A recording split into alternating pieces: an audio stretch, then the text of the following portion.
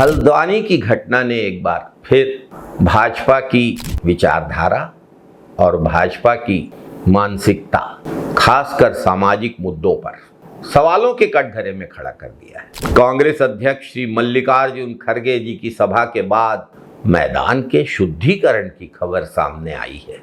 यह कोई राजनीतिक विवाद नहीं है, यह उस नफरती सोच का प्रतीक है जिसमें इंसान की पहचान उसके विचारों से नहीं, उसकी जाति और उसकी सामाजिक पृष्ठभूमि से तय करने की कोशिश की जाती है। अगर राजनीतिक विरोध था भाजपा का तो विचारों से विरोध करना था, भाषण का जवाब भाषण से देना था, सभा का जवाब उससे बड़ी सभा करके देना था, नीतियों का जवाब नीतियों से देना था। लेकिन अगर कांग्रेस के राष्ट्रीय अध्यक्ष अनुसूचित जाति के हैं तो उनकी इस पहचान पर लेकर शुद्धिकरण और अशुद्ध कहने जैसी मानसिकता को जगह क्यों दी जाती? हमारे छत्तीसगढ़ के महान संत परम पूज्य गुरु घासीदास बाबा ने कहा था, मनखे मनखे एक समान, और इसी विचार का हम सब अनुसरण करते हैं। यही भारत की आत्मा है। लेकिन भाजपा की आत्मा में तो नफरत घुसी हुई है। भाजपा की राजनीति वो राजनीति है जिस पर आज सवाल उठाना जरूरी है। भाजपा धर्म और जाति की पहचान को राजनीतिक ध्रुवीकरण के लिए इस्तेमाल करती है। कभी धर्म के नाम पर समाज को बांटने की कोशिश करती है, कभी जाति के नाम पर। भारत की ताकत उसकी विविधता है, अनेकता में एकता है। हिंदू, मुस्लिम, सिख, ईसाई, बौद्ध, जैन, अनुसूचित जाति, आदिवासी, अलग अलग आस्थाओं और परंपराओं के बावजूद हम सब भारतवासी हैं। एक संविधान को मानने वाले लोग हैं। अनुसूचित जाति, जनजाति, पिछड़े, सामान्य सब समान अधिकार रखने वाले नागरिक हैं। संविधान निर्माता डॉक्टर बाबा साहब भीमराव अंबेडकर ने ऐसे भारत का सपना देखा था जिसमें किसी व्यक्ति की हैसियत उसकी जाति से तय नहीं होती थी। संविधान ने अस्पृश्यता को समाप्त किया, समानता को नागरिक अधिकार बनाया।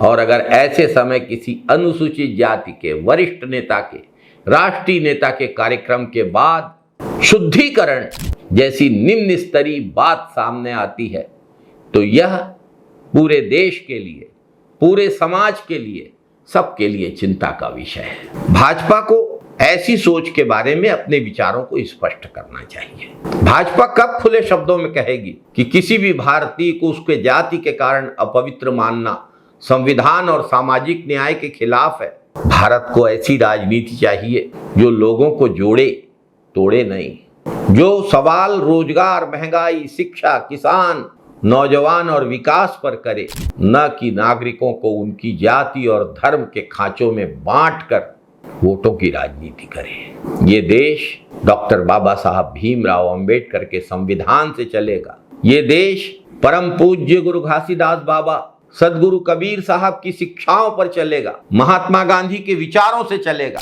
भाजपा के नफरती हथियारों से नहीं। जब देश के पहले आतंकवादी नाथूराम गोडसे ने महात्मा गांधी की हत्या की थी तो उसने दशकों से चले आ रहे अपमान की बात की थी। क्या अपमान था?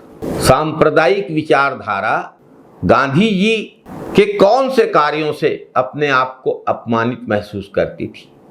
गांधी जी तो राम का नाम लेते थे, रघुपति राघव राजा राम गाते थे, मंदिरों में जाते थे, शुद्ध वैष्णव थे, गीता पे न केवल लिखते थे बल्कि गीता के उपदेश को अपने जीवन में उतार के रखते थे। ऐसे महात्मा गांधी ने इस सांप्रदायिक विचारधारा का क्या अपमान किया होगा जिसका उल्लेख नाथूराम गोडसे ने अपने गांधी हत्या के कारणों में किया है।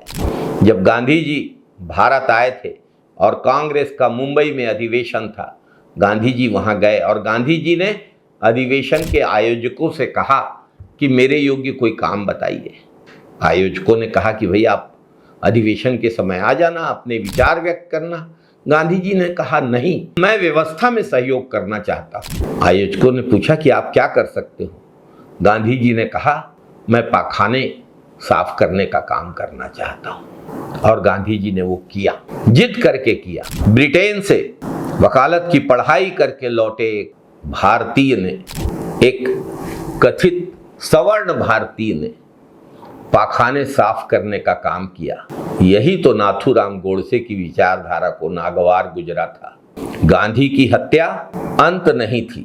हल्द्वानी में हुआ शुद्धिकरण भी उसी विचारधारा से प्रेरित लोगों ने किया, जिस विचारधारा के लोगों ने महात्मा गांधी की हत्या की थी।